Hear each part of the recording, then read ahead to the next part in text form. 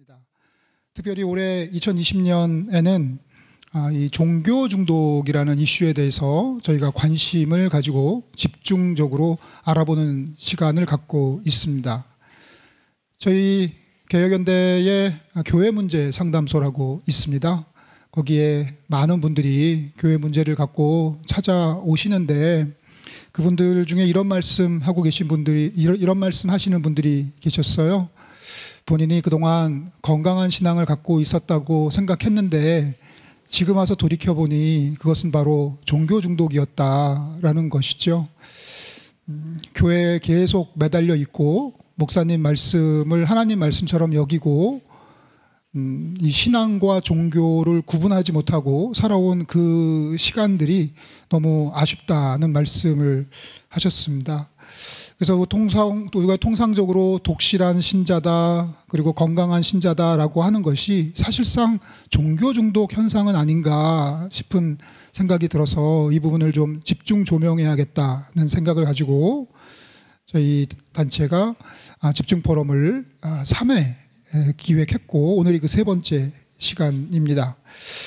먼저 오늘 포럼을 시작하기 전에 그간의 포럼들이 대략 어떻게 진행됐었는지 그 흐름을 먼저 말씀드리는 게 좋을 것 같습니다. 먼저 건강한 신앙, 병든 신앙이라는 주제로 종교 중독에 관한 객관적인 이야기를 먼저 지난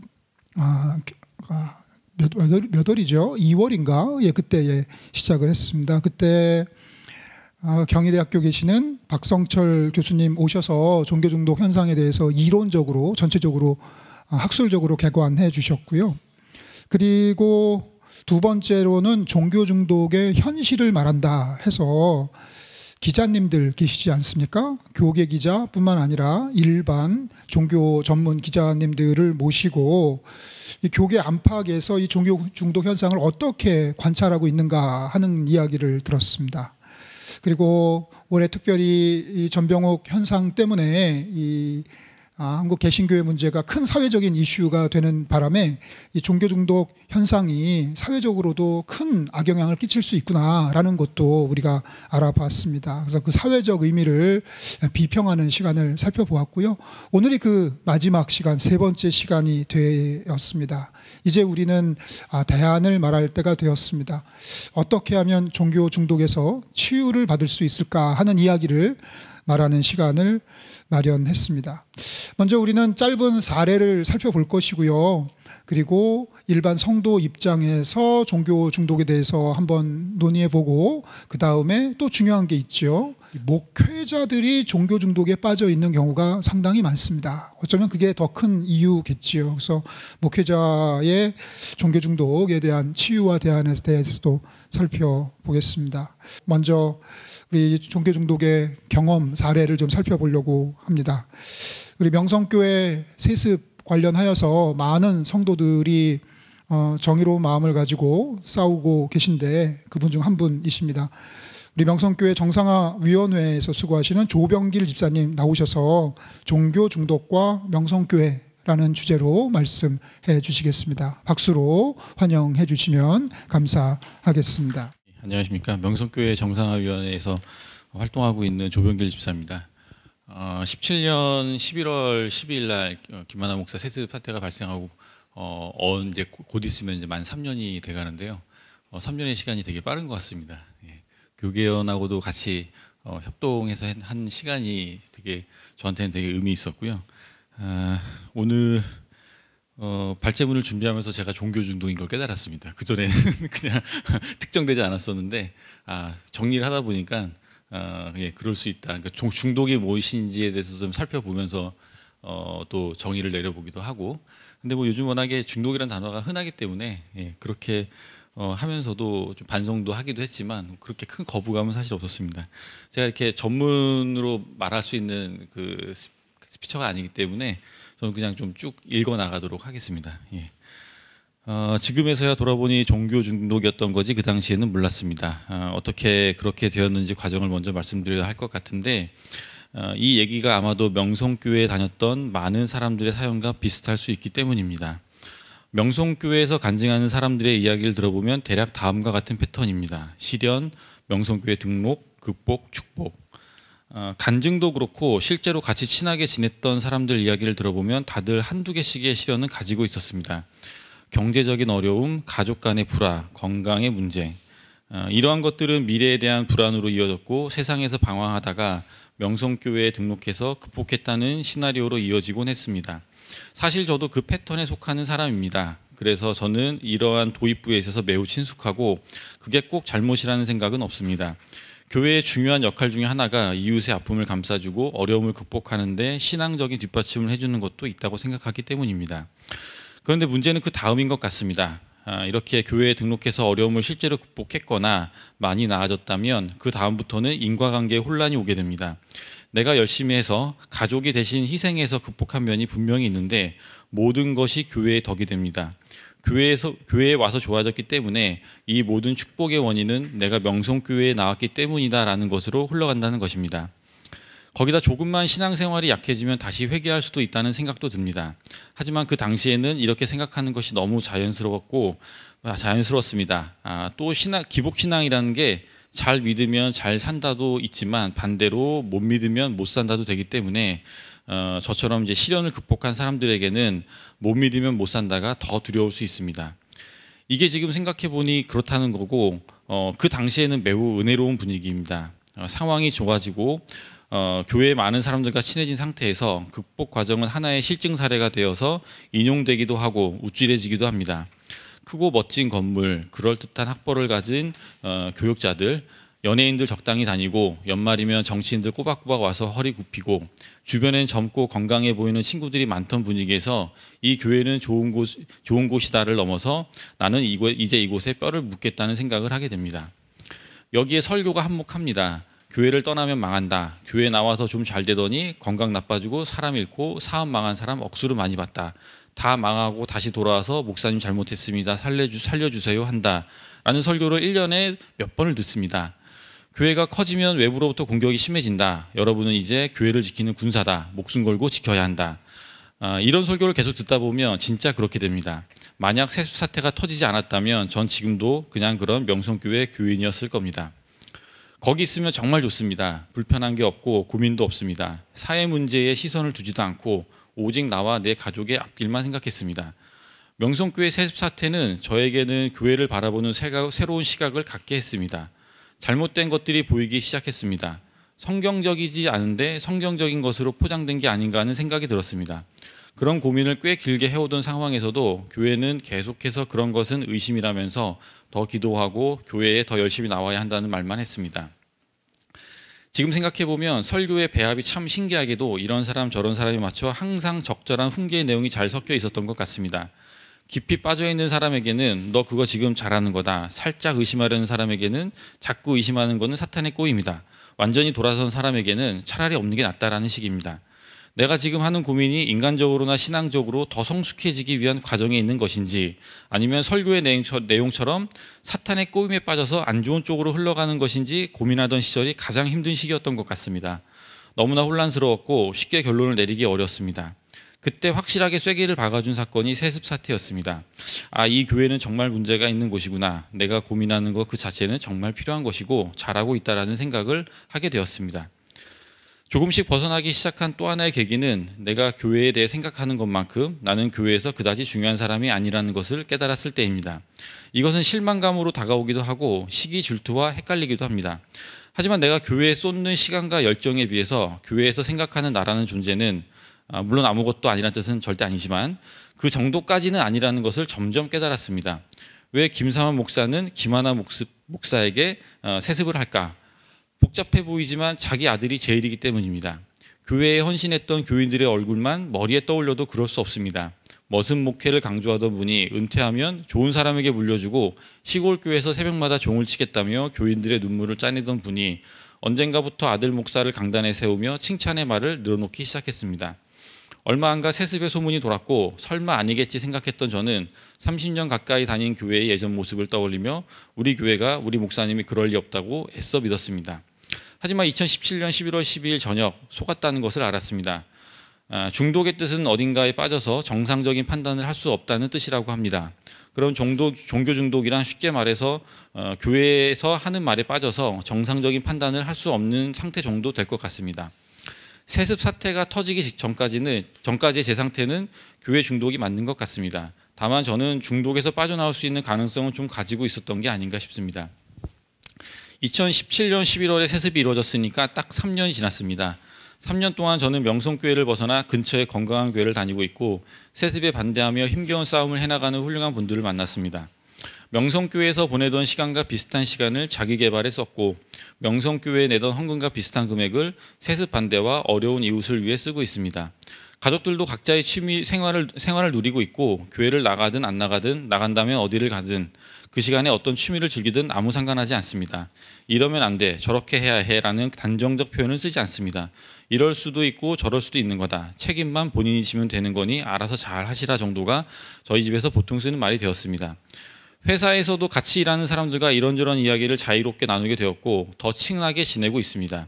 일도 잘 되고 새로운 공부도 열심히 하고 있습니다. 예전 같으면 이게 다 명성교회 열심히 다닌 덕분이다. 김삼환 목사에게 감사해야 한다. 감사한금 얼마나 할까라는 생각을 하며 지냈을 텐데 이젠 그냥 노력하면 노력한 만큼 돌아오는 거다. 올해는 좀 열심히 살았으니까 내년엔 살살하면서 건강 좀 챙기자 정도로 생각하며 삽니다. 명성교회가 실수라면 실수하라 할 수 있는 것 중에 하나가 교인들에게 완전히 거짓말만 한 것은 아니라는 것입니다. 세습과 관련해서는 나는 세습하지 않겠다고 책에도 썼고 나중에 내가 세습하려고 하면 막아달라고 설교하기도 했습니다. 잘 믿는 게 뭐고 예수님이 제일이고 하나님 중심, 성경 중심으로 살아야 한다는 가르침도 많았습니다. 그래서 젊은 사람들 중에 이런 가르침을 잘 기억하고 실천하던 교인들이 이번 세습 사태로 많이 떠났습니다. 그렇다 보니 명성교회 내에 남아있는 사람들이 이젠 대부분 맹목적인 사람들이 많습니다.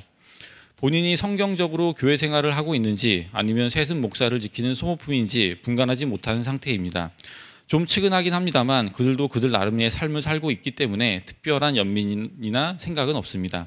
자기 인생은 자기가 책임지는 것이니 나름 잘 살기를 바랄 뿐입니다. 하지만 이 말은 꼭 해주고 싶습니다. 명성교회에서 말하는 의심이라는 것, 특히 사탄의 꼬임이니 주의하고 더욱 기도에 매진하라는 그 의심은 사실 정상적인 사회인으로서 건강한 교인으로서 당연히 해야 하는 의무이고 정상적인 사고일 수 있다는 것입니다.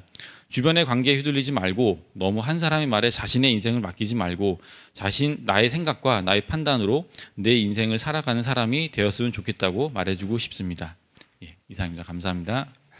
저 말씀 들으니까 남의 일 같지 않네요. 저도 평생을 기독교인으로 살았고 특별히 목사의 아들로 살면서 건강한 신앙이라는 것의 정의에 대해서 큰 변화를 겪는 시간이 있었던 것 같습니다. 오늘 우리 집사님께서 주신 말씀 중에 그 의심이라는 단어가 저한테 아주 강하게 다가오는 것 같아요. 그렇죠. 일반 교회에서는 의심은 해서는 안 되는 것이고 질문도 해서는 안 되는 것이죠. 사실 돌이켜보면 그런 의심과 번민과 방황의 시간이 우리를 이제 신앙의 성숙으로 이끄는데 그런 것을 금지시키는 바람에 우리 보통 많은 선량한 성도들이 유아기 신앙에 계속 놓여 있는 것이 아닌가 하는 그런 애처로운 생각이 들었습니다. 힘든 시간 보내셨을 텐데 위로의 말씀을 전하고 이제 앞으로 건강한 신앙으로 함께 하나님 나라를 위해서 잘 한번 살아보자라는 말씀 드리고 싶네요. 예, 아주 진솔한 고백 해주신 집사님께 다시 한번 감사드립니다. 이제 조금 더 그런 사례들을 바탕으로 해서 전문적인 얘기로 들어가게 될 텐데요. 우리 이번 시간에는 우리 일반 성도의 관점에서 종교 중독 좀 살펴보겠습니다. 닫힌 신앙과 종교 중독이라는 제목으로 우리 정신실 마음성장연구소 소장님 나오셔서 말씀 전해 주시겠습니다. 여러분 박수로 맞아 주시면 감사하겠습니다. 안녕하세요. 네, 시사님 말씀 잘 들었습니다. 저는 자료집에 제가 최근에 올해 7월 복음과 상황에서 중독 특집을 커버 스토리로 다룬 것에 기고한 글을 여러분께 자료집으로 드렸고요. 사실 전반적인 그 안에서 오늘 치유라는 부분에 조금 초점을 맞춰서 말씀을 드리려고 합니다. 치유, 우리가 흔히 말하는 힐링, 또 뭐 우리가 헬스, 건강, 이것의 어원이 할이라는 어원에서 왔다고 해요. 근데 그 할이라는 단어의 뜻은 wholeness, 온전함이라고 해요. 그래서 저는 오늘 치유를 이런 의미에서 온전함의 의미로서의 치유로 이렇게 좀 말씀드려볼까 하고요. 치유라고 할 때 뭐 증상을 개선하거나 수선해야 되는 어떤 인격이거나 그리고 종교 중독이라고 할 때도 고쳐야 하는 것이거나 이런 의미가 아니라 한 존재가 되는 것의 과정이다. 이런 의미로서의 치유를 좀 말씀드리려고 하는데 그걸 영성에서 아주 심플하게 말하는 한 문장이 있는데요. 참나무는 참나무가 되고 나리꽃은 나리꽃이 되는 게 치유다. 고유한 하나님이 만드신 자기 자신이 되는 게 치유다. 이렇게 말을 하고 있어요. 이런 문장의 배경이 되는 말씀을 해주신 분이 카렌 호나이라는 여성 정신분석자인데요. 이분은 많은 신경증 환자들을 치료하면서 정신병리학적으로 환자들을 바라보지 않고 한 존재로 바라봐야 한다는 관점을 말씀했어요. 그러면서 뭐라고 말을 하냐면 사람 안에는 다 자기를 치유할 수 있는 힘이 있다. 기독교인이 아님에도 불구하고 이런 영성적인 얘기를 해줬는데 이렇게 얘기를 하죠. 사람들은 건강한 성격 발달과 성격 장애 사이 어디쯤에 있다. 예, 종교 중독 역시 저는 아까 우리 주사님도 그렇게 말씀하셨지만 낯선 말은 아니다. 불편하지도 않다라고 말씀하셨는데 종교 중독도 그렇지 않을까 생각이 들고요. 그 문장을 조금 바꾼다면 신앙생활하는 사람들은 건강한 영성 발달과 종교 중독 사이 어디쯤인가 그 스펙트럼 안에 있다. 저는 이렇게 이해하면서 치유와 종교 중독의 치유의 가능성 또 영성적인 의미를 좀 말씀드리고 싶어요. 제가 종교 중독에 대한 얘기를 저의 책 신앙사춘기에 담아서 책이 나온 게 있는데요. 얼마 전에 제가 지방 소도시에 있는 목사님들의 책 모임에 그 저자의 만남 초대로 갔어요. 이 책을 하셨다고 하는데 저는 목사님들이 이 책을 끝까지 안 읽으셨을 텐데 읽다가 집어 던지셨을 텐데 불편한 얘기인데 라는 느낌으로 갔는데 아니나 다를까 저를 초대하신 목사님께서 이제 가니까 모여서 말씀하시더라고요. 이 책을 선정하고 나눔을 하시려고 시작을 했는데 목사님들이 다 너무 반발이 심해가지고 본인이 준비하신 걸 포기했다. 이제 저도 각오하고 갔기 때문에 목사님들께 여쭤봤죠. 불편하실 거를 예상했는데 뭐가 가장 불편하셨냐 그랬더니 한 목사님께서 제일 먼저 그렇게 말씀하셨어요. 열심히 신앙생활하고 열심히 주일 성수하고 새벽기도하고 이런 열심히 있는 성도들을 종교 중독자라고 다 매도해버리는 느낌이다. 당신이 뭐라고 이제 괄호치고 당신이 뭐라고 그렇게 매도할 수 있냐 이런 느낌이었죠. 그래서 제가 이제 목사님께 그렇게 말씀드렸어요. 목사님 저도 인정인데요. 혹시 목사님 목회하시면서 목사님 목회하시는데 제일 힘들게 하는 교인이 누구세요? 주일성수 제일 열심히 하시고 20년 동안 주일성수 한 번도 안 빠지시고 새벽기도 안 빠지시고 이런 분 아니세요? 네, 인정. 예, 그런 관점에서 종교적인 열심을 다른 방식으로 바라보자는 말씀이었다고 이렇게 말씀을 드렸어요. 제가 어느 의사 선생님께 말씀을 들었는데요. 술을 마실 줄 아는 사람이 10명이 있다면 그중에 7명은 알코올 중독이래요. 제어하지 못한다는 거죠. 그런 의미에서 저는 오늘 그들의 종교 중독이 아니라 우리의 종교 중독, 나의 종교 중독이라는 관점으로 또 얘기를 해볼게요. 저는 사실은 그 책에서도 고백했고 지금도 다시 고백하지만 저는 종교 중독에서 치유되고 있는 과정입니다. 아마 이 치유가 온전히 치유되는 것은 제가 그분을 다 벗고 저의 애쓰던 모든 것을 벗고 온전한 모습으로 만날 때가 아닐까 이런 생각이 드는데요. 저는 종교 중독자라고 고백하겠습니다. 제가 이렇게 고백하는 것은 기쁜 소식이 있기 때문인데요. 뭐냐면요. 중독 치유의 가장 파워풀한 치유라고 말하는 그 익명의 알코올 중독자 모임에 12단계 치유법이 있어요. 12단계 치유법의 첫 단계가 뭐냐면 나는 중독자입니다. 이것을 인정하는 것이라고 해요. 그래서 치유의 첫 단계는 우리 모두 중독자이다. 그래서 여러분들이 혹시 나는 중독자라는 것을 인정하시거나 아니면 내 측근이 우리 부모님이 종교 중독에 매일 유튜브 이렇게 보시면서 종교 중독자라서 또는 내 친구가 그들을 돕겠다고 는 뜻을 가지셨다 할지라도 내가 중독자다라는 시작으로 시작하면 더 도움이 되지 않을까라고 생각이 들어요. 제 얘기만은 아니고요. 중독에 관해서 가장 영성적으로 균형 잡힌 책이라고 느껴지는 중독과 은혜라는 책, 제럴드 메이의 책을 보면은요. 이분이 중독에 대해서, 이분이 역시 정신의학자인데요. 중독에 대해서 연구하시다가 이런 고백을 하게 돼요. 책에. 나는 자신에 대한 고백을 하게 돼요. 나는 니코틴, 카페인, 설탕, 초콜릿 등 다양한 물질들에 중독되어 있다는 것을 깨달았다. 이것은 물리적 중독일까? 혹은 단지 심리적 의존이었을까? 결국 나는 나 자신과 다른 사람들이 물질에만 중독되는 것이 아니라는 것을 깨달았다. 그리고 끝없이 나열할 수 있는 다른 수많은 행위에도 중독되어 있었다.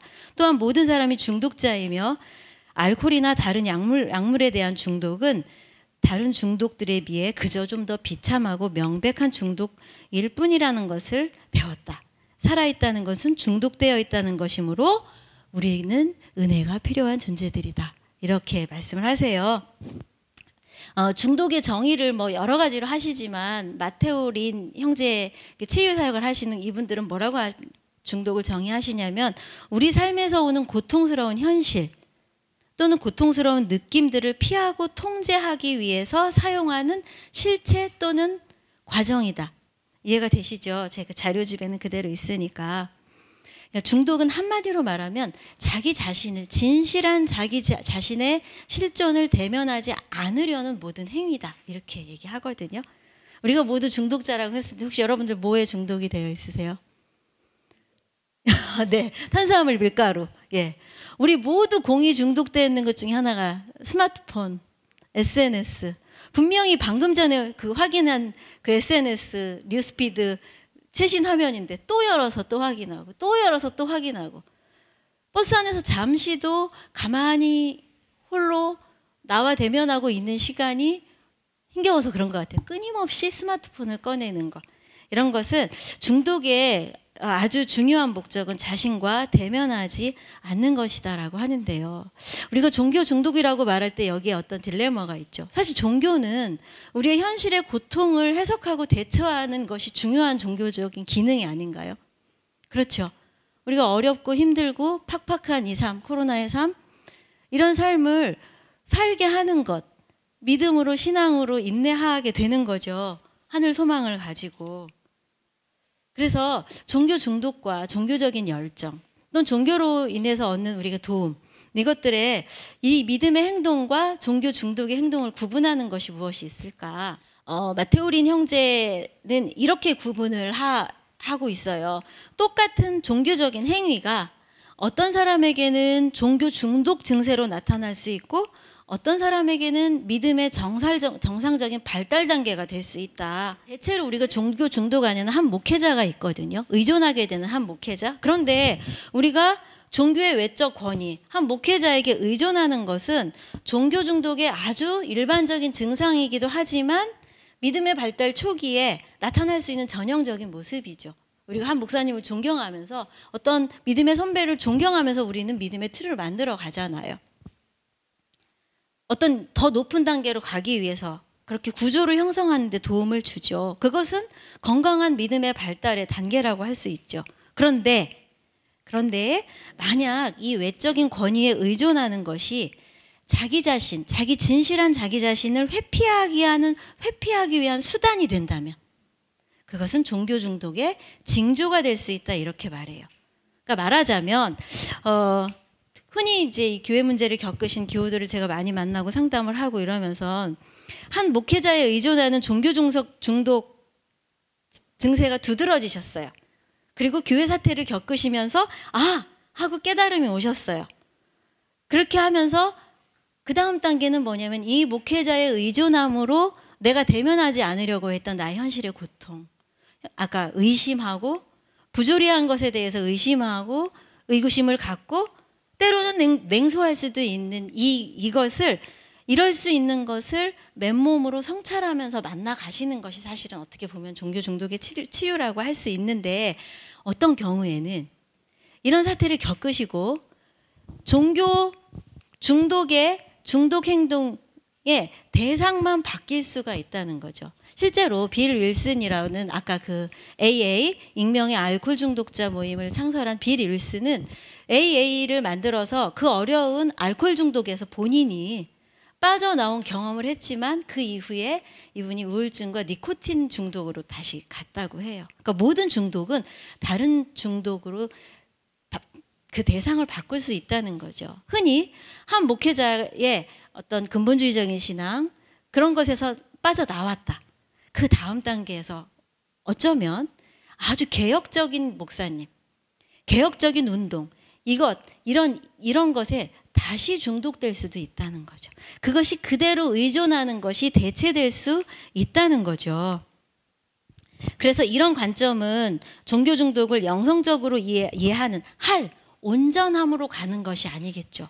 대체되는 것이다 이렇게 볼 수 있겠어요. 그래서 내 삶의 부조리와 어두운 내면의 실체와 이런 것들을 통제하거나 회피하려고 하지 않고 중독자인 나에 대해서 깨닫고 성찰하고 이런 정체성을 찾아가는 것, 사실 이것은 치유이면서 동시에 우리 영적으로 굉장히 중요한 성찰이라고 생각이 들어요.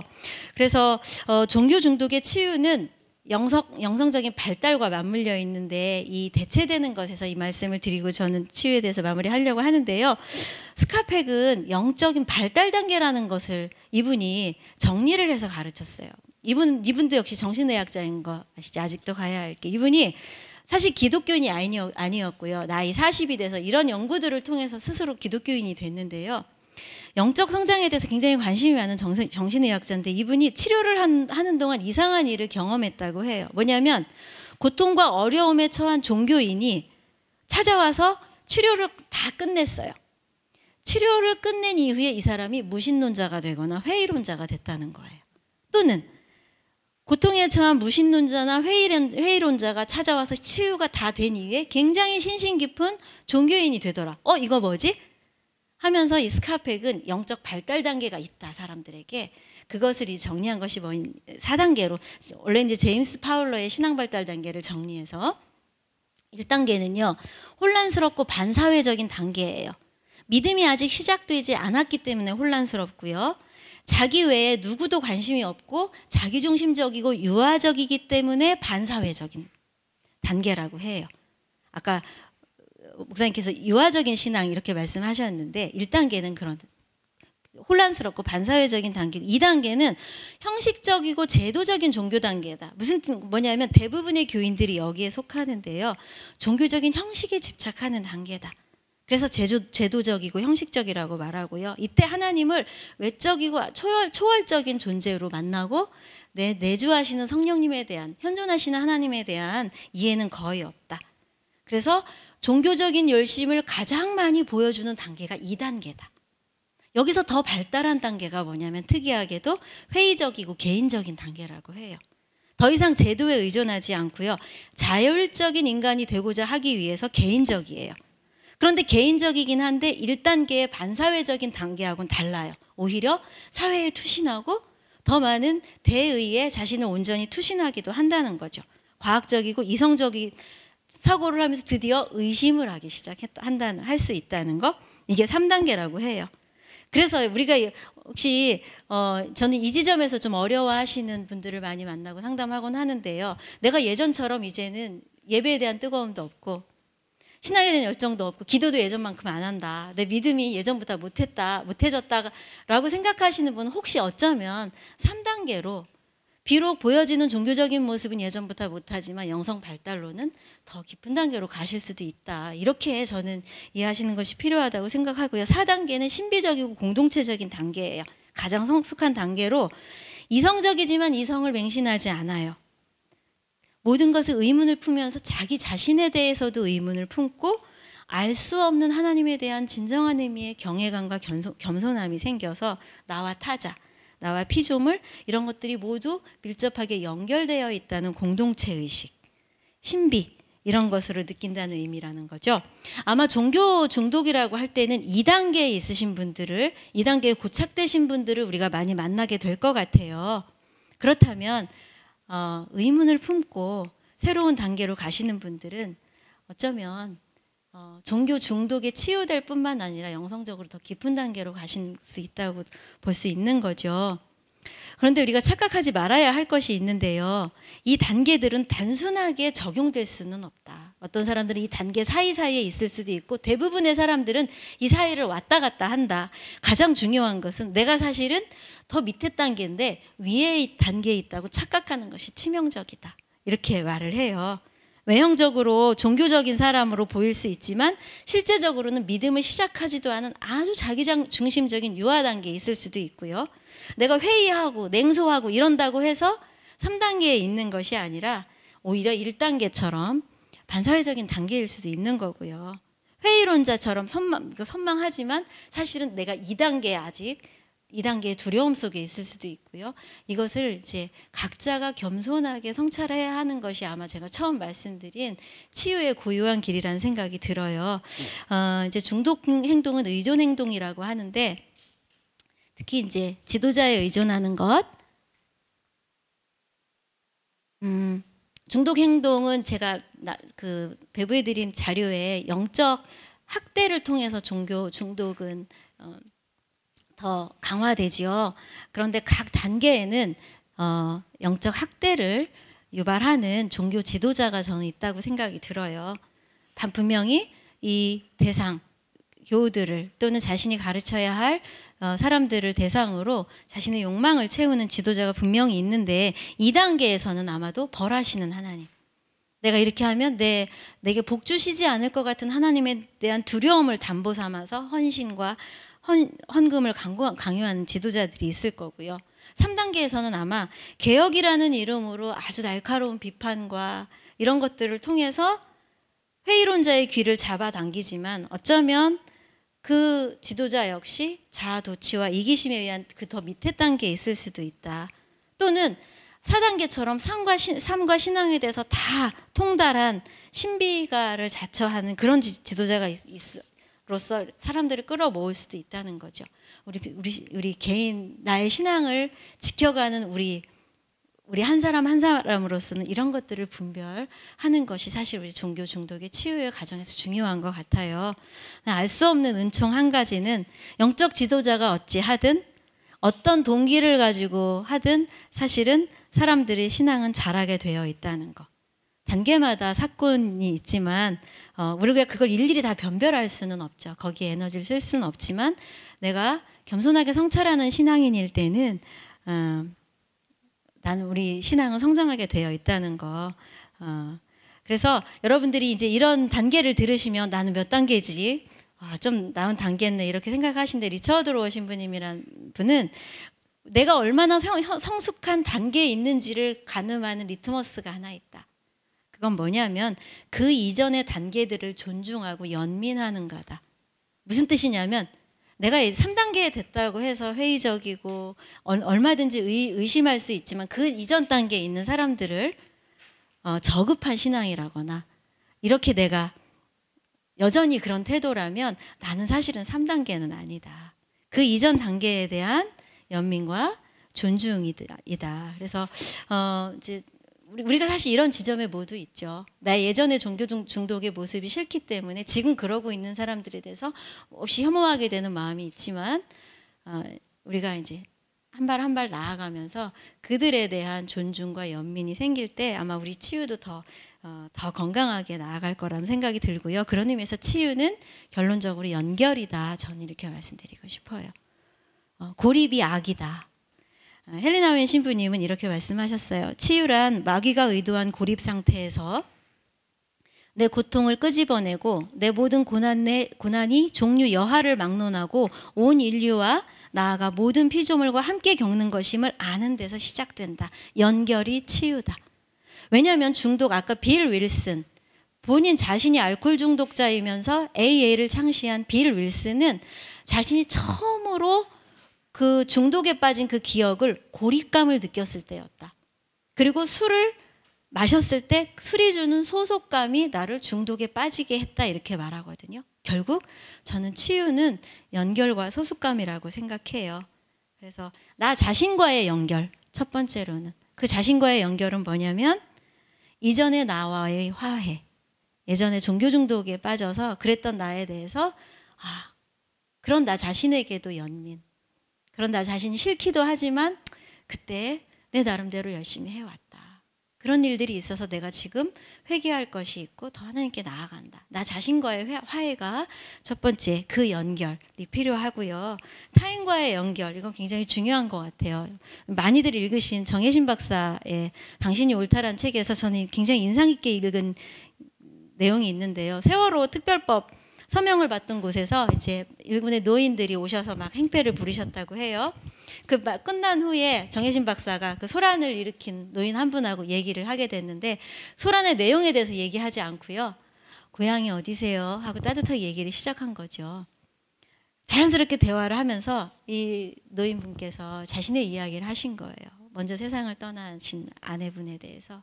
자신에게 따뜻하게 대하지 않는 자녀들에 대한 어떤 섭섭함에 대해서 그런 얘기를 다 하신 후에 뭐라고 하지도 않았는데 불쑥 내가 아까 그 아이 엄마, 세월호 엄마, 아이 엄마들한테 욕한 건 좀 부끄럽지. 이렇게 말씀하셨다고 해요.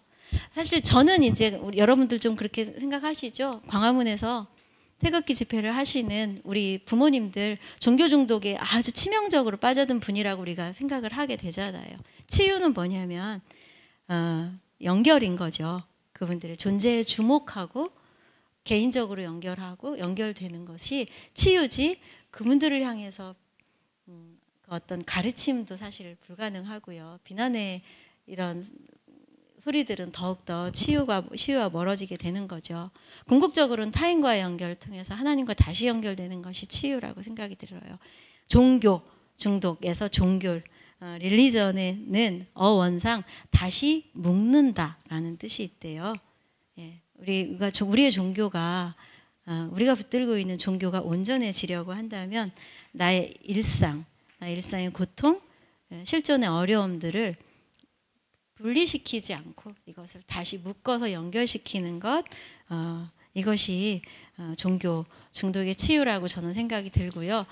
우리는 결국에 좋아하는 것에 중독이 되죠. 그렇죠? 커피 좋아할 때 커피에 중독이 되고 저는 종교 중독에 빠지는 분들은 그 어떤 분보다 종교적인 열정이 강하신 분들이라고 생각해요. 치유는 좋은 것 위에 더 좋은 것을 드리는 것. 그래서 그 열정들을 이해해드리고 그 열정의 방향이 더 넓고 더 깊은 영성의 방향으로 나아가도록 우리가 함께 연결되는 것이 저는 치유라고 생각이 들어요.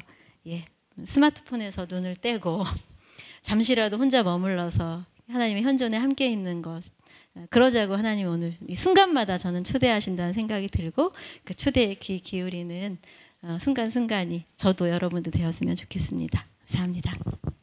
마지막에 주신 말씀이 되게 인상적이네요. 예, 연결이 치유다.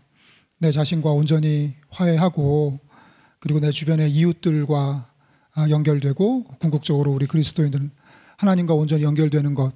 그래서 종교라는 말의 문자적인 어원처럼 다시 묶여지는 것, 그것이 치유다라는 말씀이 저에게는 아주 인상적이었습니다.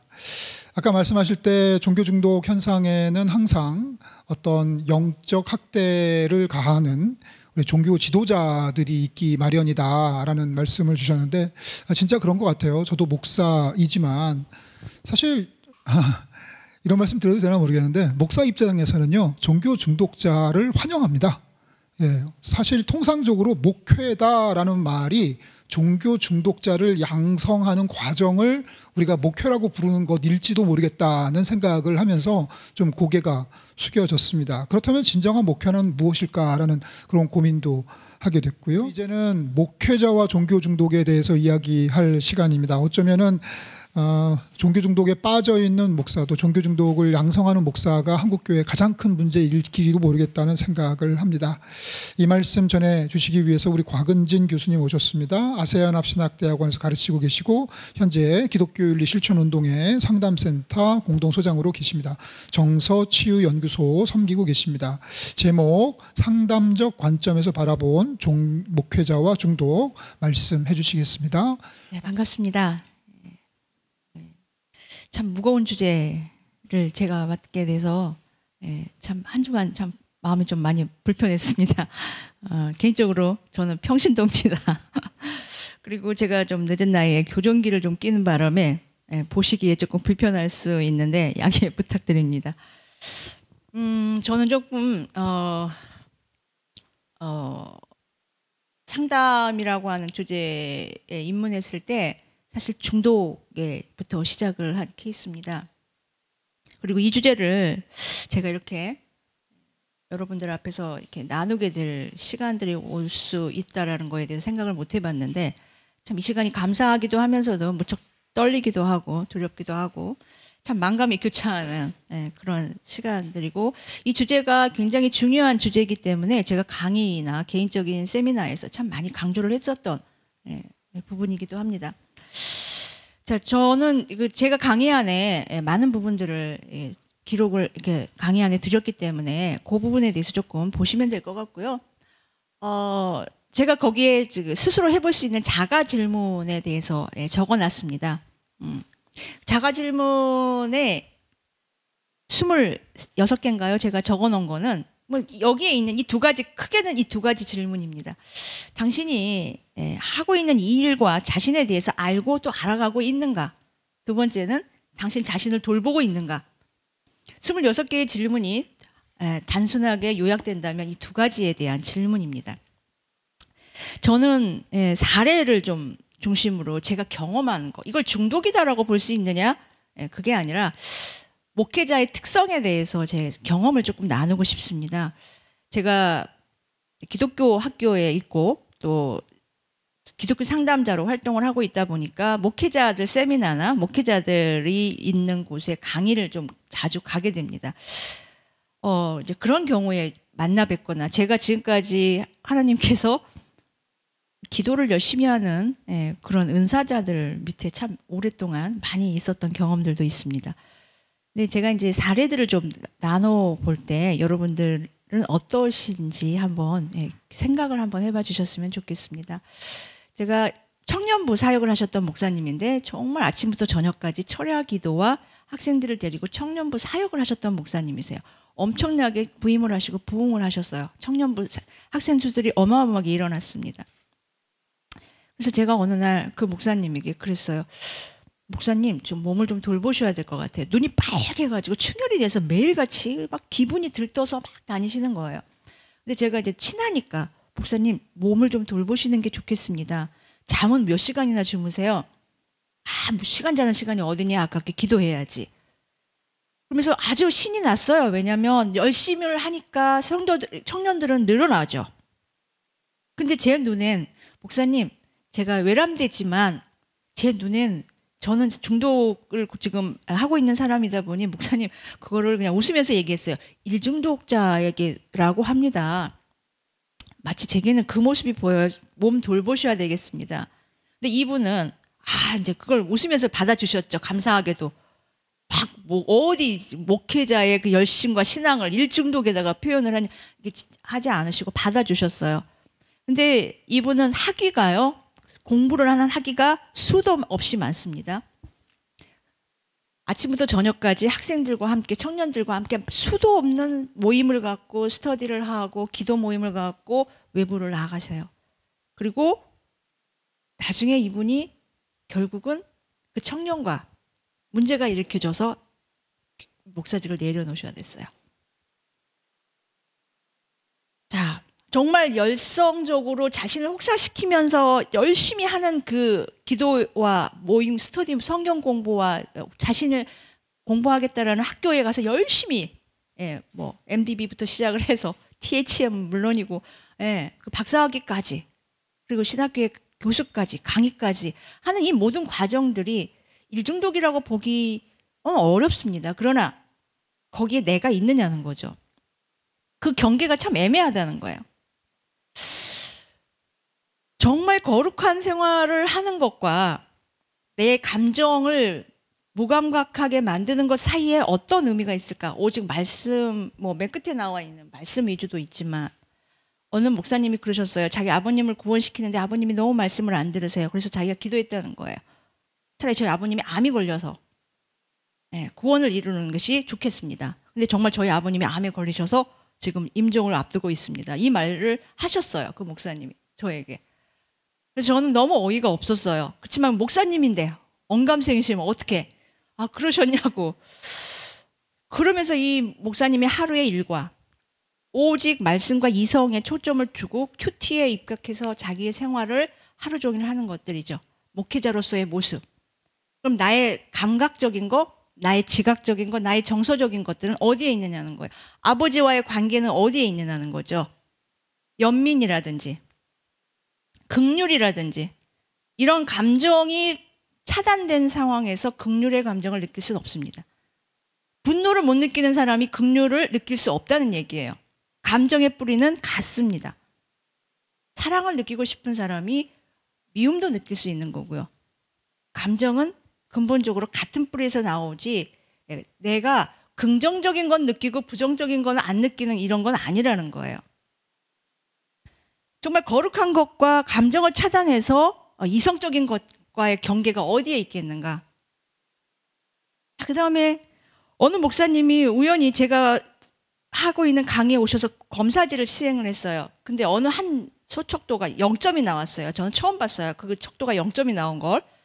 근데 그거는 굉장히 이성적인 합리적인 정보에 근거해서 상황을 판단하는 소척도였습니다. 그래서 어떻게 0점이 나오지? 근데 그냥 넘겼어요.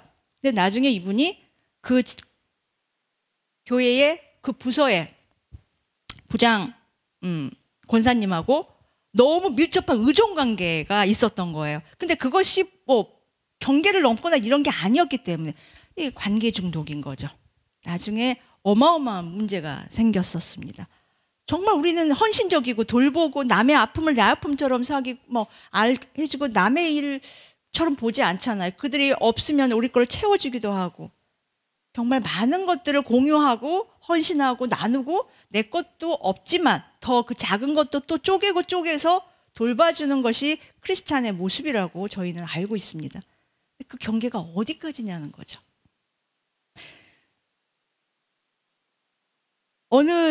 제가 세미나에 갔을 때 두 목사님이 제가 생각이 납니다. 한 분은 제가 정서에 대한 강의를 하니까 한 분이 손을 들고 당신은 매일 아침 새벽재단에서 몇 년 동안을 기도한 제목이 하나 있는데 뭐냐면 나의 이 부정적인 감정을 없애주십시오가 새벽재단에서 쌓는 개인적인 기도였다 그래요.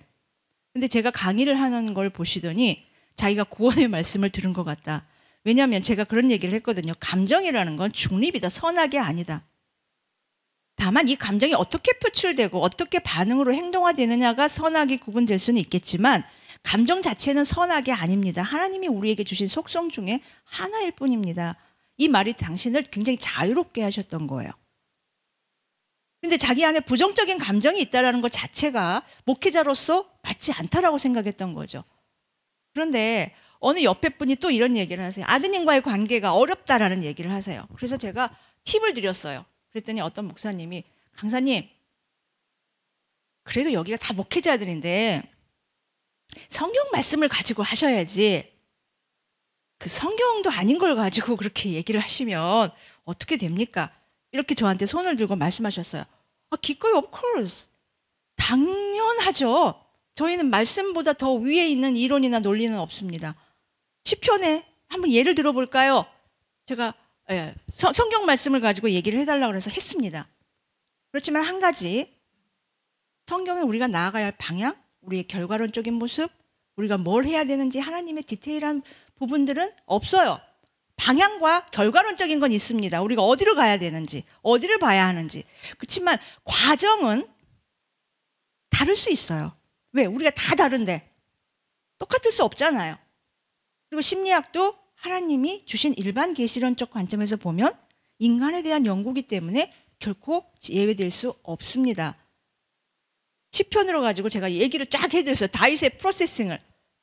그러더니 어느 분이 강의 마치고 나오니까 막 따라 나오셨어요. 어느 목사님, 강사님 아까 그분 말씀에 상처 입지 마십시오.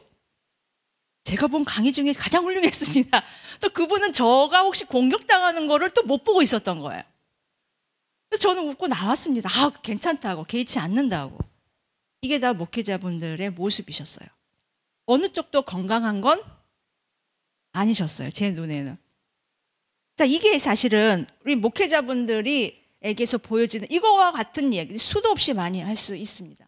이렇게 분별되지 않습니다. 예, 여러분들 중독이라는 게 실제적으로 어떤 아까 우리 앞에 우리 소장님께서 말씀하셨듯이 결핍이라고 하는 것에 대상에 집착되고 강박적으로 사용되어지고 이게 반복적으로 되어지는 거기 때문에 그 결핍이 해결되지 않는 한 이 중독은 다른 것으로 계속 대체물로 바뀔 수밖에 없다는 거예요.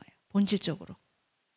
우리는 이 어떤 나도 모르게 형성되는 이런 결핍이나 우리의 상처들이 그것이 물질이 될 수도 있고 관계가 될 수도 있고 사람이 될 수도 있고 감정이 될 수도 있고 우울증 같은 경우도 익숙한 그 감정에 익숙해지면 그것도 중독 성향으로 그 감정에 몰입되는 거거든요. 이런 것들이 사실은 끊임없이 갈망이라고 하는 것들을 통해서 이런 대상들을 찾습니다. 중독이라는 뜻 자체가 원래 오리지널리한 원래의 뜻은 노예라는 뜻입니다. 그래서 우리는 이 중독이 사실 성경적으로 신학적으로 보면 뭐예요? 우상이에요. 목회자에게 성도는 자칫해서 중독과 연결되면 하나님의 자리에 그 성도들이 있는 거죠.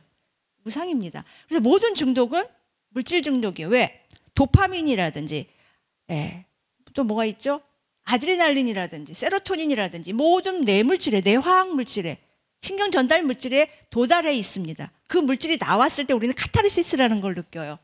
그래서 그 물질이 도출될 때까지 우리는 통성 기도를 합니다. 그리고 그 지경에 이르렀을 때 우리는 기도가 됐다라고 안심하고 내려옵니다.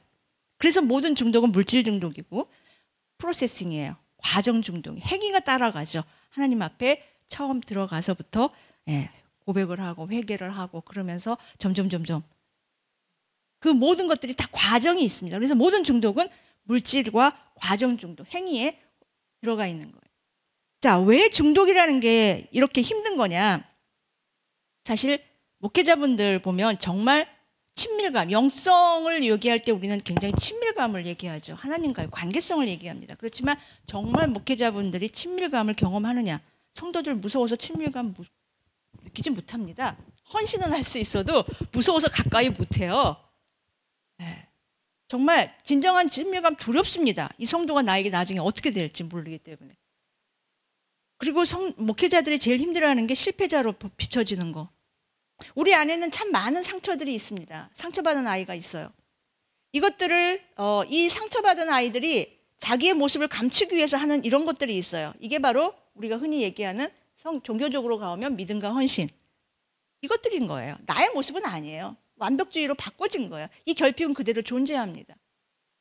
그리고 그것들이 에너지가 딸릴 때 어떤 극단적인 상황에 몰입했을 때 우리는 그것들이 다시 모든 중독이나 어떤 반사회성이나 또는 파괴적인 행동으로 나갈 수밖에 없다는 거예요.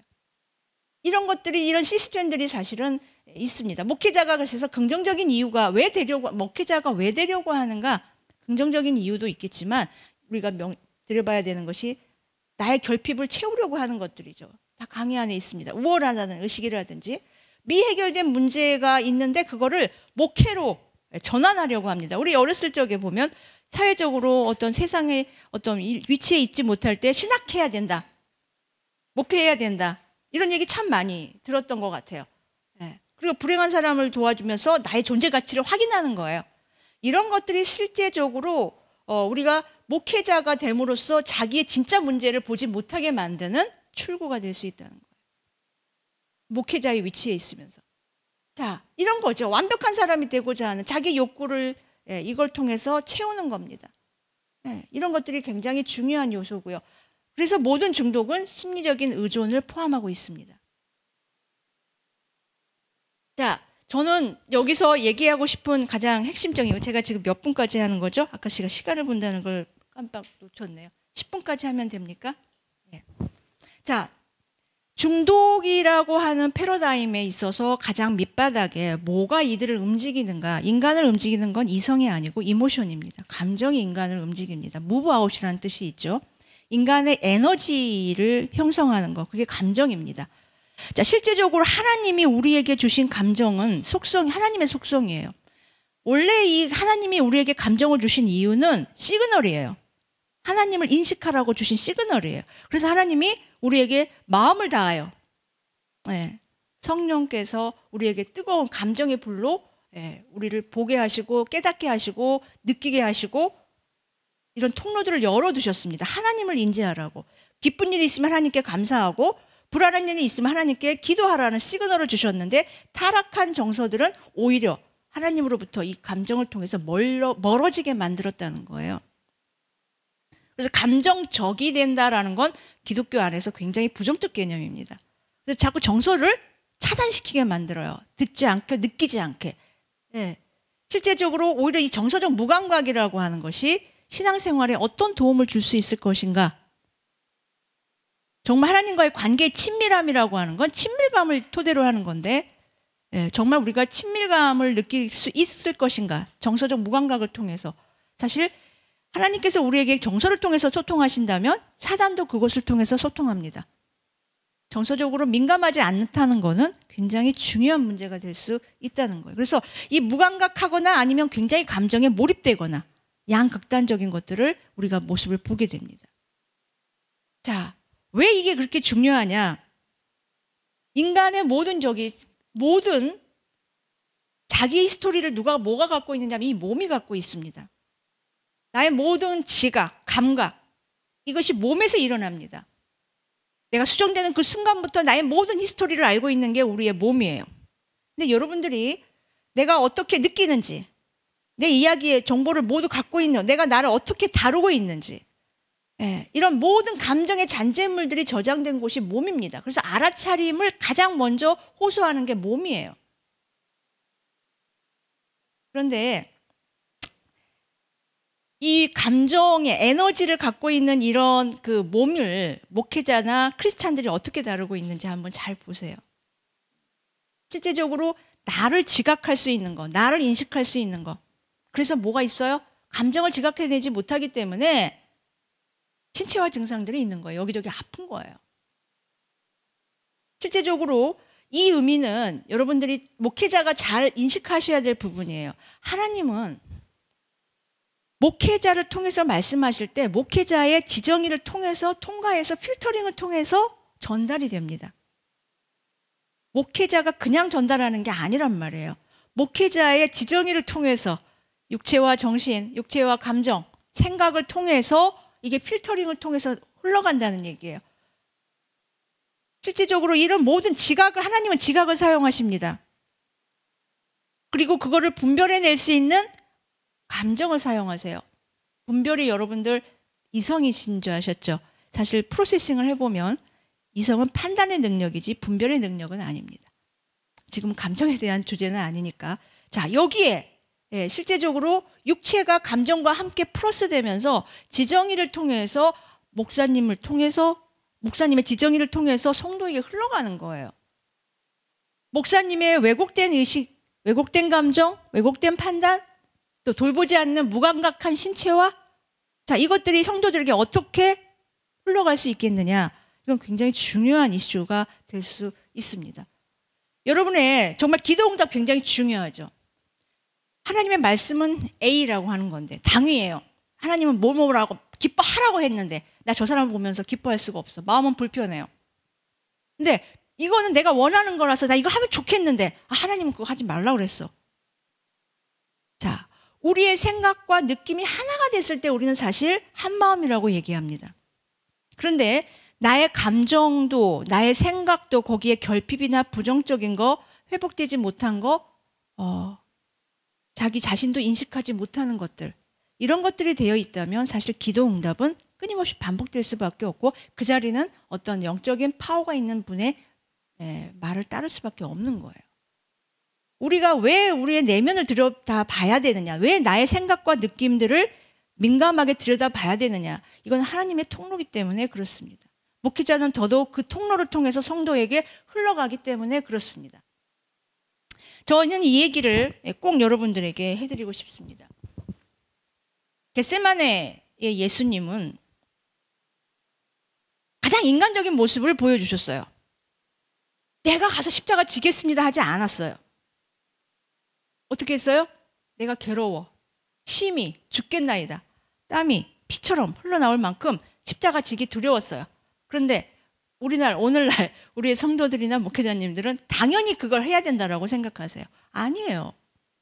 예수님도 두렵다라고 얘기했습니다. 가장 인간적인 모습, 그게 가장 영적인 겁니다. 그래서 그 앞에 가서 엎드려서 이 잔을 지나가게 해달라고 가장 인간적인, 본질적인, 가장 연약한 한계를 가진 모습으로 자신의 내면의 것들을 하나님 앞에 드러내셨어요. 그리고 그 프로세싱을 통해서 결국은 아버지 뜻대로 하소서라고 하나님의 아들인 자신의 위치를 자각하는 과정에 이르게 됩니다. 내가 그 일을 통해서 왔으니 난 두려움 없이 그냥 가서 십자가 위에 올라가겠습니다. 이게 아니라는 거예요. 저는 안타까운 게 목회자나 모든 신앙에 있어서 이런 프로세싱이 간과되어 있다는 거예요. 인간적인 모습에 대한 가치가 평가절하되어 있다는 거예요. 이게 자꾸 누락되어 있으니까 용서하라는 명령만 있지 how to do, 어떻게 용서를 하는 프로세싱은 자꾸 누락되어 있기 때문에 반복해서 용서 작업을 해야 되는 거예요. 자, 예수님도 그렇게 하지 않으셨어요. 고뇌와 번민을 지극히 당연히 여기셨어요. 그리고 현실 지각을 통해서 십자가를 지셨다는 겁니다. 이게 뭐냐면 인간의 연약함을 인정하는 거예요. 그래서 저는 가장 인간적인, 하나님은 참 인간이자 참 하나님이시잖아요. 신학적인 원리. 가장 인간적이고 가장 연약하고 가장 한계를 지닌 존재, 이것 자체가 가장 하나님 앞에 서기 좋은 인간의 참모습이에요. 그런데 중독이라고 하는 건 자기의 결핍을 커버해야 되기 때문에 그 모습을 볼 수가 없습니다. 그래서 우상인 거예요. 그래서 그 결핍이 해결되지 않는 이상 중독은 다른 대체물을 찾을 수밖에 없습니다. 알코올이 끝나면 니코틴, 커피, 담배, 계속 다른 걸로 갈 수밖에 없습니다.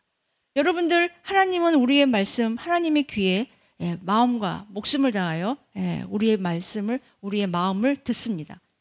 마음을 다하여 하나님 앞에 있으라고 해서 마음을 다하여. 마음이라는 건 듣는 기술이에요. 하나님은 우리 안에 있는 나의 생각과 마음도 있는 힘을 다해서 진솔하게, 정직하게 듣기를 원하시고, 하나님도 사랑이라는 마음을 통해서 하나님도 우리의 것을 들으십니다. 거기에 이 마음이라는 것이 듣는 거, 들으려면 어떻게 해야 되죠? 집중해야 됩니다. 나의 모든 감각에 집중하고 나의 생각에 집중하고 내 몸이 무엇을 호소하는지 머물러야 됩니다. 이게 마음이에요. 자, 저는 나머진 강의 안에 여러분들 있기 때문에 여러분들 보시면 될 것 같고요. 결론적으로 제가 여러분들 목회자분들이나 또는 신앙인들에게 드리고 싶은 말은 인간의 한계를 인식하는 걸 두려워하지 말라는 거예요. 그게 하나님 앞에 우리의 은혜의 통로이고 겸손히 나가는 통로이고 나의 무능이 하나님의 유능으로 바뀌는 통로입니다. 그래서 가장 인간적인 모습에 대해서 두려워할 필요가 없다는 거예요. 특히 목회자는 더더욱이나 그게 하나님이 그를 통해서 성도들에게 보여줄 수 있는 놀라운 은혜와 자유의 통로가 될 수 있습니다. 그래서 정말로 목회자가 성도들을 제대로 이끌고 싶고 하나님의 종으로서의 온전한 모습이기를 정말 간절히 바라는데, 그러기 위해서는 자신을 먼저 돌봐야 된다. 자신의 모습을 알아야 된다. 자기가 정말 내가 내 역할과 부르심에 나를 돌보고 있는가? 정말 내가 타인을 이해하려고 하고 헌신하고 긍휼히 여기는 만큼 나 자신을 긍휼히 여기고 이해하고 있는가? 또 내 감정에, 내 몸의 소리를 듣고 가고 있는가? 남을 돌보고 싶고 양을 돌보려면 그 목자가 먼저 자신을 돌볼 줄 아는 사람이어야 된다. 중독으로부터 자유로울 수 있는 사람은 아무도 없습니다. 저 역시 중독으로부터 자유롭지 않고 나열을 하려면 참 많은 중독의 성향들을 갖고 있습니다. 그래야만 또 이 오늘날 현대사회는 성공할 수 있습니다. 중독은 걸리느냐 안 걸리느냐의 문제가 아니고요. 중독은 브레이크를 거느냐 엑셀을 밟으냐 자유로울 수 있어야 된다는 거예요.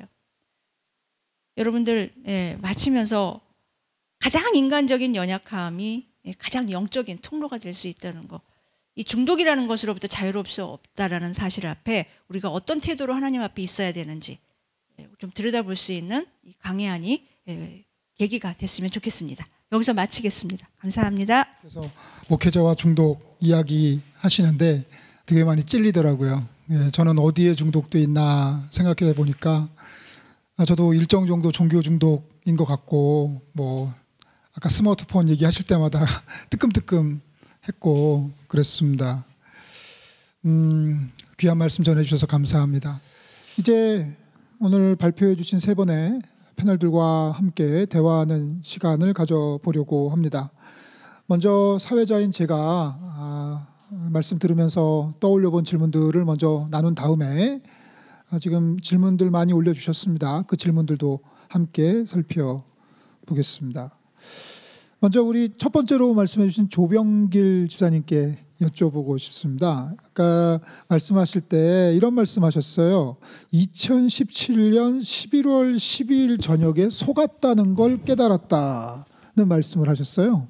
그날 무슨 일이 있었길래 속았다는 걸 깨달으신 겁니까? 일단 먼저 그 얘기부터 좀 해주시죠.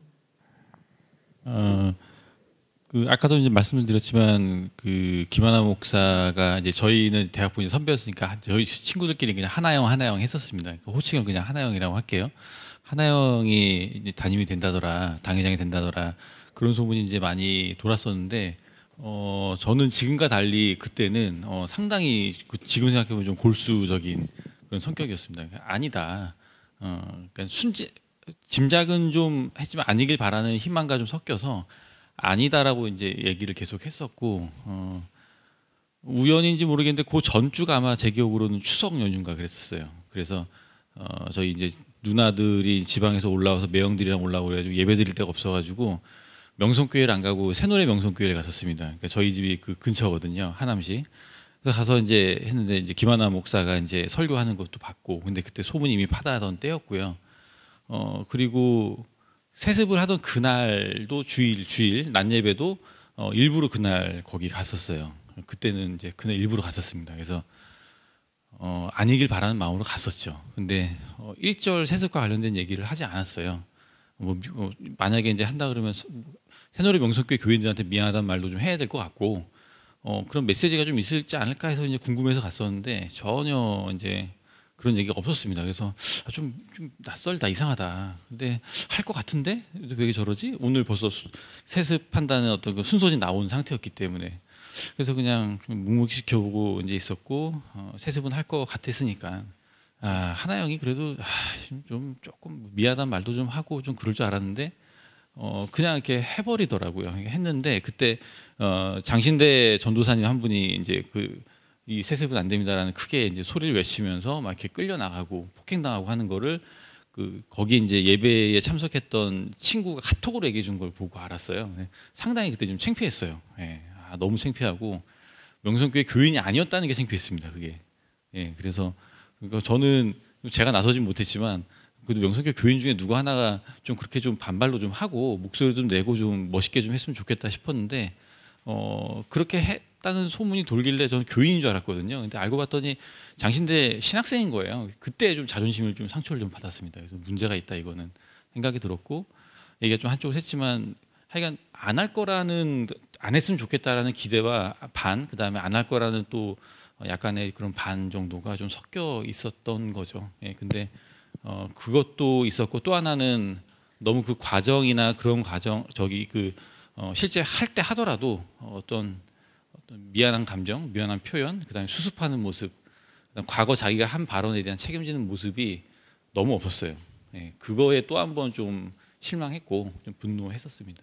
그러니까 명성교회 김하나 목사 세습이 이제 선포되고 커다란 배신감과 상실감에 빠졌던 날이 바로 그날이었다고 말씀하신 것 같습니다. 뭐 더불어 그냥 제가 지금 질문을 드리려고 이제 서두에 하나 던진 앞에 질문이었고요.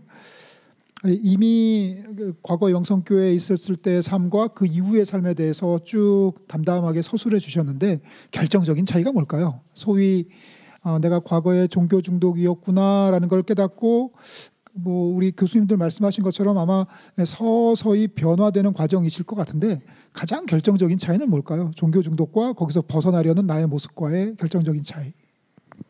삶의 폭이 되게 넓어졌어요. 삶의 완전히 폭이 다릅니다. 그건 제가 자신 있게 얘기할 수 있어요. 제가 우리 명정이 같이 하는 친구들한테도 되게 자랑을 많이 하는 얘기거든요.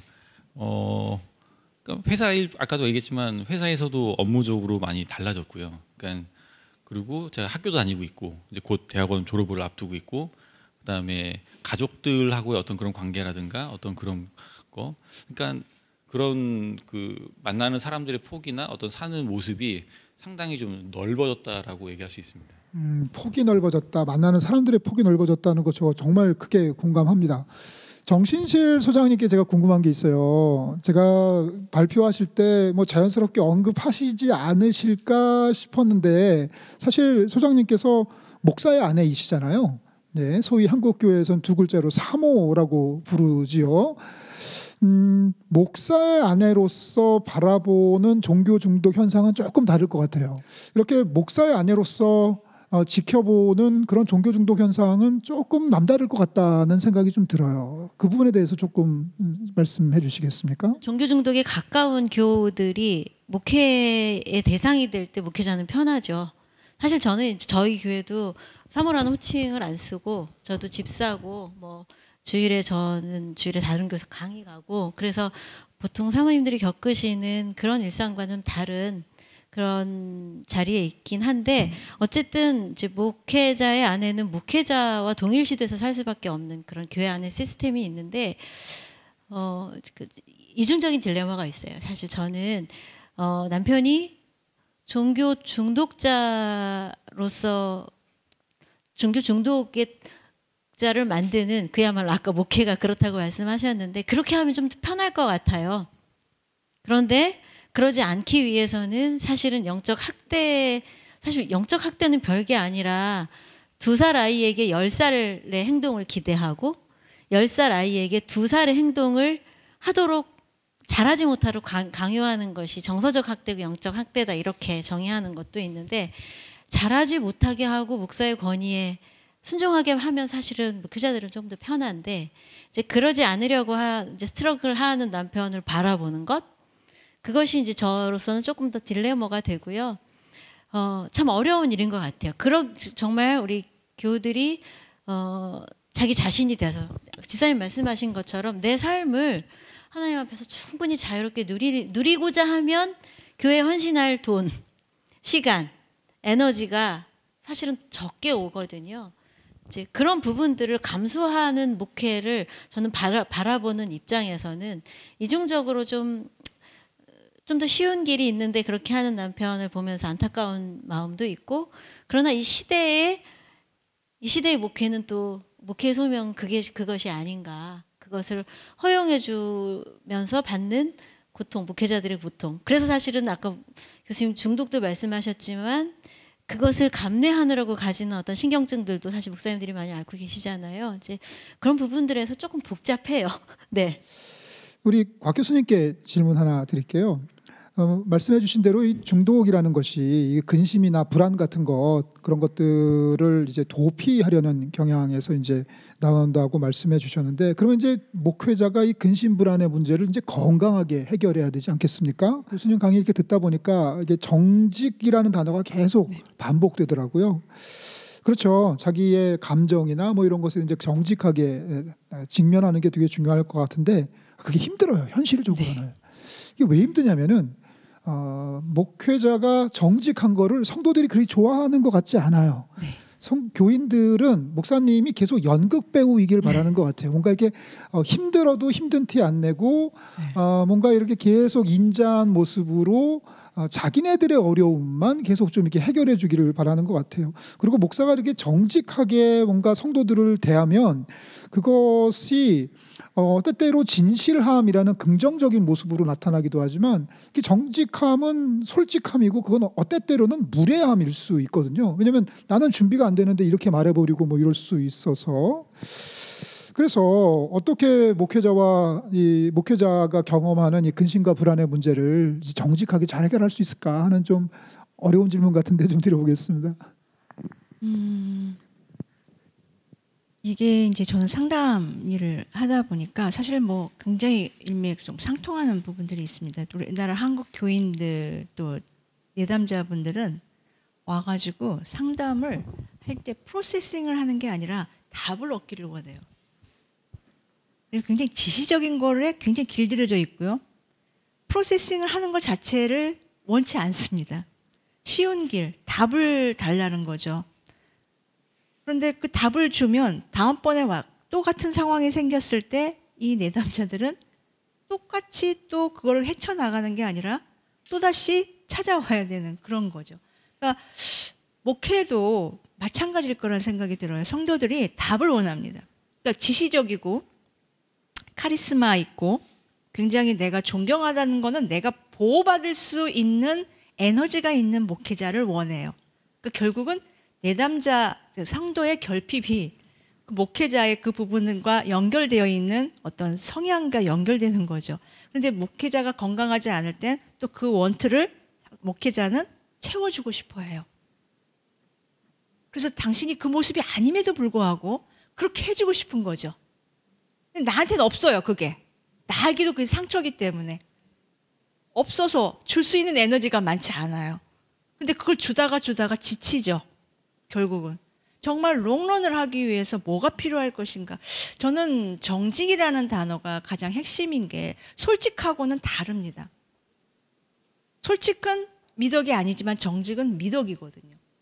정직을 갖고 있는 사람일 때만이 하나님 앞에 우리는 온전히 설 수가 있어요. 그런데 그 정직이 굉장히 무거운 주제이지만 어려운 거기도 합니다. 그러려면 어떻게 해야 되느냐. 이 상담자가 서듯이 목회자도 그거에 있는 그대로를 자신 스스로가 경험해야 됩니다. 나의 모습으로 성도들에게 인정받고 나의 모습으로 성도들과 소통을 해야지 내가 갖고 있지 않은 모습으로 성도들과 첫 단추를 꿰기 시작하면 언젠가는 그게 결국은 그 공허감과 결핍이 커질 수밖에 없거든요. 그래서 나중엔 정말 통제하게 되고 결핍에서 벗어나려고 하면 쫓아가게 되고 그런 것들이 악순환이 되지 않나. 그래서 정직이 사실 쉬운 건 아니지만 우리가 이 길을 걸어가는 데 있어서 직면해야 되는 부분이다. 용기가 필요한 부분이다. 그래서 나의 연약함을 하나님 앞에 드릴 때 우리는 그 정직을 향한 용기도 하나님께서 주시지 않나. 그게 치유의 시작이 있지 않나. 정말 나를 사랑한다면 나의 모습을 있는 그대로 수용할 수 있는 그 과정이 필요하다. 그것이 없이 내가 성도들과 소통한다면 언젠가는 그거는 그거의 영향력 아래 둘 다 불행해지는 그런 상황에 가지 않겠나라는 게 저 개인적인 생각입니다.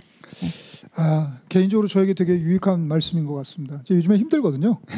제가 요즘에 많이 힘든데 큰 위로가 되는 말씀이고 저에게 큰 질문을 던져주는 앞으로 계속 풀어나가야 하는 질문을 던져주시는 말씀인 것 같아서 대단히 감사합니다. 우리 플로어에서 그리고 또 온라인에서 보내주신 질문들을 좀 한번 다뤄보려고 합니다. 첫 번째 질문은 이런 겁니다. 주체적인 신앙이 되어야 하는데 한국 교회는 너무 교회와 목회자에 의존하는 신앙인 것 같아요 하시면서 목회자가 평신도들을 신앙적으로 주체적으로 제대로 교육하지 못하는 것 같다는 질문 주셨네요. 조병길 목사님 그런가요? 아무래도 종교 중독의 현상에서 되게 중요한 게 목회자에 대한 의존일 것 같은데 어떻게 그런 거 좀 경험해 보셨나요? 관찰하시거나 좀 말씀해 주시겠어요? 좀 부정적인 현상일 수도 있을 것 같긴 해요. 근데 제가 솔직하게 그냥 말씀드리겠습니다. 저에 대해서 그냥 저도 저를 인정하는 게 제가 앞으로 발전하기에도 되게 좋다고 생각하기 때문에 목사들에 대한 이제 신뢰감은 거의 제로에 가깝습니다. 그러니까 여기에도 좋은 목사님 많이 계시잖아요. 근데 그분들에 대한 기대감도 제로예요. 솔직하게 말씀드릴게요. 사회에서도 훌륭하신 분들 너무 많거든요. 저희 회사에 열심히 일하고 나라에 세금 바치기 위해서 열심히 일하는 임원들 정말 열심히 일하시거든요. 그 다음에 도덕적으로, 그 다음에 윤리적으로 별로 차이나 보이지 않아요. 불과 5, 6년 전까지만 해도 주변에서 목사님 욕하거나 그러면 제가 그러면 안 된다고 얘기했던 사람이고, 그런데 이제 딱 디펜스 하던 그런 입장이었긴 했는데 지금 달라진 모습이라든가 그런 걸 보면 목사, 교육자 뭐 중도 그러고 신부도 마찬가지예요. 전 똑같은 사람으로 일단 취급을 합니다. 예, 그냥 신학을 조금 더 했거죠. 예, 그러니까 제가 이제 제 업무 분야에서 전문이듯이 이쪽 분야 전문으로 볼 뿐이지 큰 기대를 하지 않고 있고요. 저는 좀 건방진 얘기인지 모르겠지만 그랬으면 좋겠습니다. 권위를 내세운 사람들의 특징이 있어요. 저도 이제 회사에서 잘 써먹는 방법인데 되게 좀 어떤 단어를 선택을 잘합니다. 예를 들어 아까 제가 잠깐 얘기했지만 의심 이런 거 되게 부정적인 뉘앙스잖아요. 비판, 비난. 근데 우리 그런 당하기 쉬운 위치에 있는 사람들은요, 그 단어에 되게 과감해져야 돼요. 의심, 비판하면 안 된다. 그러니까 그 단어에 매몰되는 거예요. 그거를 사고와 매몰되고. 근데 그러지 말고 그냥 해야 된다라는 겁니다. 아까 서두에 목사를에게 지나치게 의존하지 않으려면은 목사에게 기대하지 마라라는 말씀을 주셨는데 저한테 두 가지 감정이 순차적으로 오더라고요. 첫 번째 즉자적으로 제가 느낀 감정은 약간 거리끼는 느낌이 왔어요. 그래도 목사를 존중하고 인정하고 기대해야지라는 생각이 딱 들자마자 그 다음 감정이 고맙다였어요. 이 느낌은 나에게 큰 기대를 갖고 있던 사람이 그러니까 제 존재가 그렇게 기대받을 존재가 아니거든요. 근데 엄청 기대해요. 일단 판타지를 갖는 거죠. 우상화라고 말할게요. 그랬던 사람이 이 사람이 거기까지는 아니구나라는 걸 발견하고 나서 큰 충격을 받더라고요. 저는 무슨 슈퍼맨으로 봤다가 슈퍼맨이 아니라는 걸 보고 큰 충격을 받는 걸 보면서 그런 제가 경험을 하면서 집사님 그 말씀이 제발 우리 교회 분들이 나에게 큰 기대를 안 가져주셨으면 얼마나 좋을까 하는 그런 생각을 하면서 감사하다는 느낌을 받았습니다. 곽은진 교수님께 여쭤볼게요. 오늘 질문자께서는 이 중독의 원인 중에 이제 심리적 결핍이 있지 않는가라는 이제 생각을 해주시면서 목회자들은 어떤 심리적인 결핍을 갖고 있을까라는 질문이 있고요. 더불어서 목회자들도 전문 상담가처럼 슈퍼바이저가 필요하지 않을까 하는 그런 이야기를 하네요. 어떻게 보세요? 하나님 목회자들이 그걸 인정하지 않으시는 거죠. 하나님이 계시는데 인간 슈퍼바이저가 필요 없는 거죠.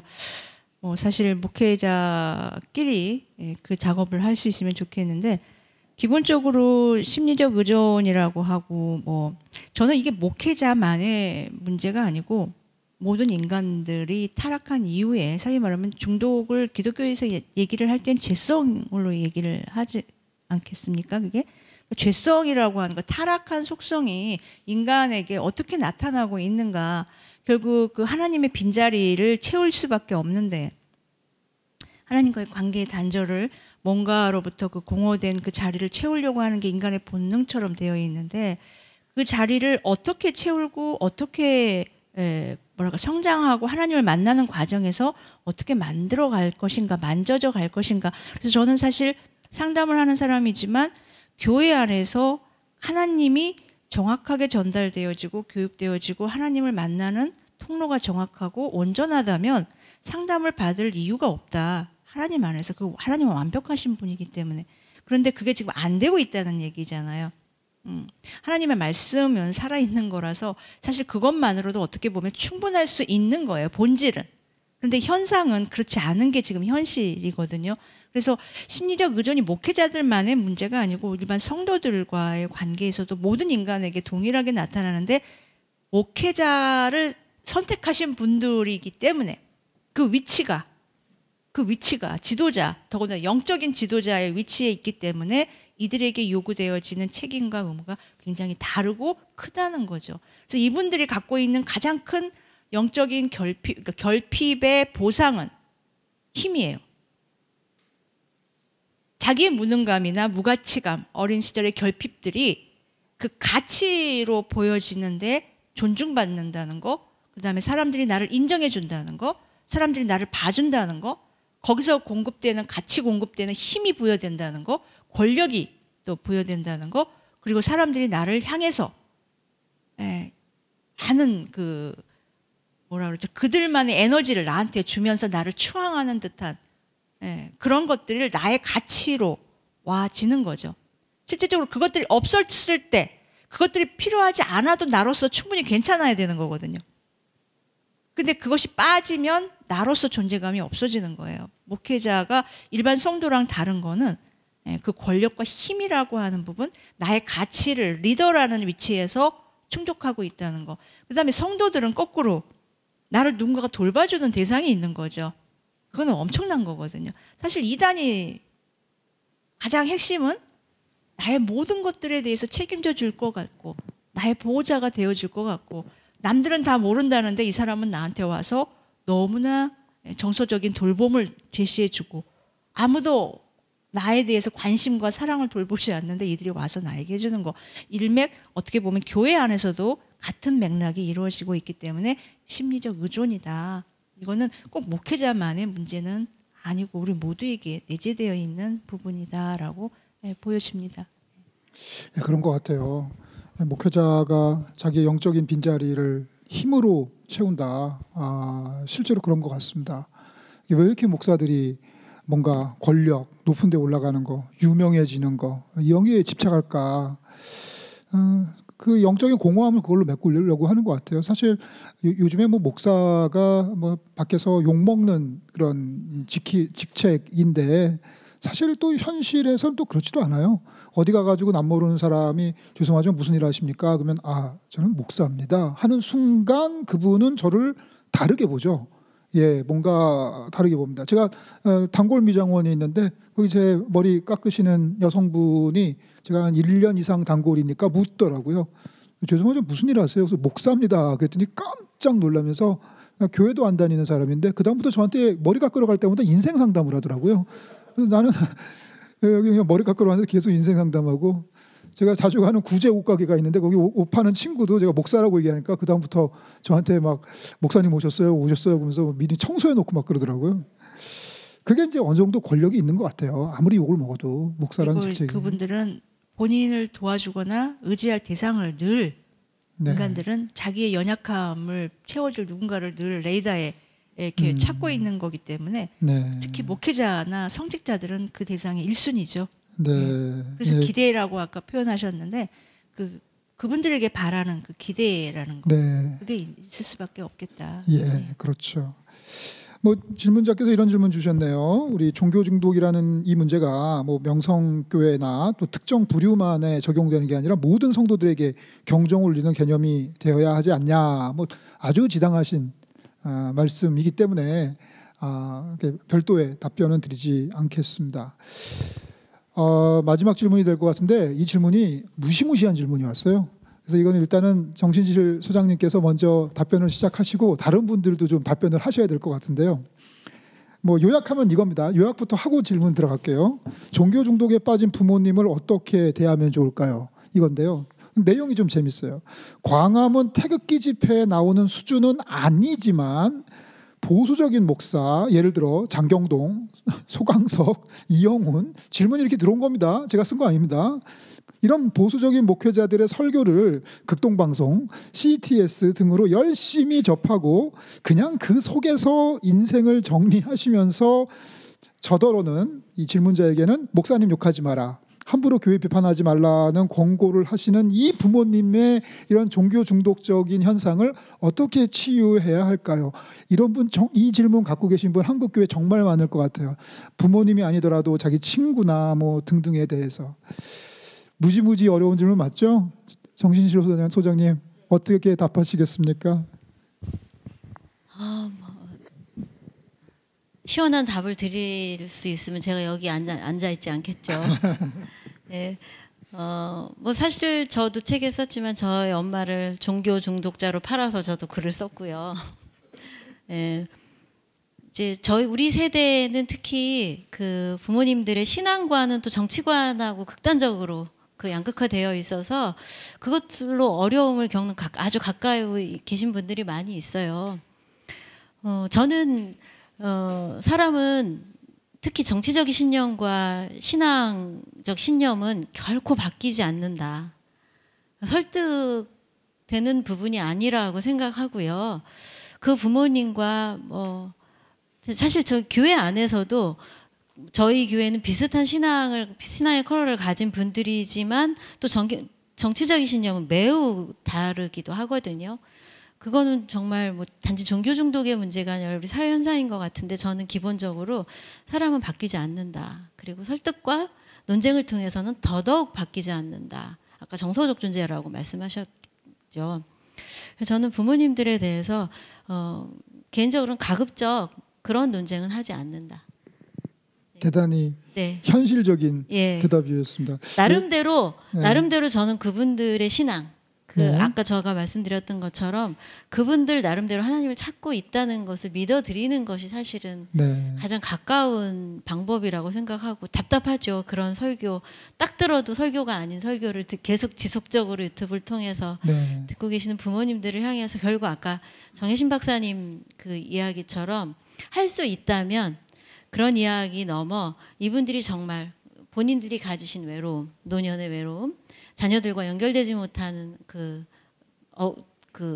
늘 잠재해 있는 분노 이런 것들로 다가갈 수 있는 힘과 지혜가 있다면 다가가고 그렇지 않다면 그런 부분들에 대해서 차라리 말하지 않음이 지혜로운 것 아닌가. 이뿐만 아니라 이단에 빠지신 부모님 때문에 마음 아파하시는 분들도 많이 알고 있거든요.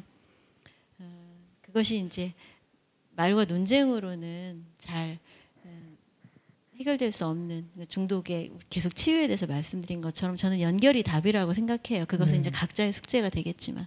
예. 마지막으로 교수님께 동일한 질문 드리고 이 시간 마감해야 될 것 같아요. 우리 좀 보수적이고 그런 교회의 부모님들, 종교 중독에 빠져 계신 분들 어떻게 자녀로서 접근하면 좋을까요? 저는 이제 부모님이다라는 거에 국한을 시킨다면 뭐 일단 저는 그분이 저에게 오시면 뭐가 가장 불편하신지 여쭤볼 것 같아요. 왜냐하면 우리는 아까 우리 소장님께서 얘기하셨듯이 보편적으로 많은 어떤 가정마다 이단이라든지 종교에 빠져 있는 분들을 설득하고 빼내오는다는 게 얼마나 어려운지를 알고 있습니다. 그래서 보편적으로 그냥 일반적으로 조금 밑바닥에는 어렵다. 정말 그건 힘든 일이다라는 것을 알고 있어요. 네. 그런데도 불구하고 우리가 할 수 있는 일이 뭐가 있겠느냐라고 이제 저에게 묻는다면 종교 중독이라고 하는 부분에 앞에 종교자를 빼시면 그냥 많은 중독자들 중에 한 부분이다라고 보시면 조금 더 어떠실까? 근데 그게 지금 대상이 뭐예요? 종교인 거죠. 조금 더 마이너스라면 뭐 다른 중독도 돈이 많이 들어가요. 도박 중독 돈 많이 들어가요. 우리 집사님 돈에 대한 얘기하셨는데 다른 중독도 돈이 들어가는 중독이 참 많습니다. 중독에 걸렸다라고 생각을 하신다면 자녀의 입장에서 어떻겠는가? 그리고 부모님을 지금 어떻게 당장 내가 아닌 타인을 컨트롤하기는 정말 어렵습니다. 그렇다면 이 상황에 내가 이거를 어떻게 대처하고 싶은가라고 본인이 먼저 좀 들여다볼 필요가 있지 않겠나. 이 부모님에 대해서 지금 내가 뭘 걱정하고 있는가, 뭐에 대해서 두려워하고 있는가. 진짜 내가 부모님을 생각할 때 단순히 저게 종교에 빠져 있다라는 것이 나에게 지금 어떤 두려움을 야기하고 있는가, 나에게 어떤 불편함이 있는가, 그리고 이것이 우리 집안에 어떤 영향력들을 지금 현실적인 영향력들을 미치고 있는가를 먼저 보시고 중독이라고 판단이 내려지면 이거는 사실 어떻게 보면 혼자서 할 수 있는 건 아니거든요. 그래서 먼저 우리 가족들이 자기 자신에 대해서 이거를 어떻게 지금 받아들이고 있고 어떤 염려와 근심, 두려움에 휩싸여 있고 이거에 대해서 어떻게 반응하고 있는지를 먼저 보시고 그 다음 스텝을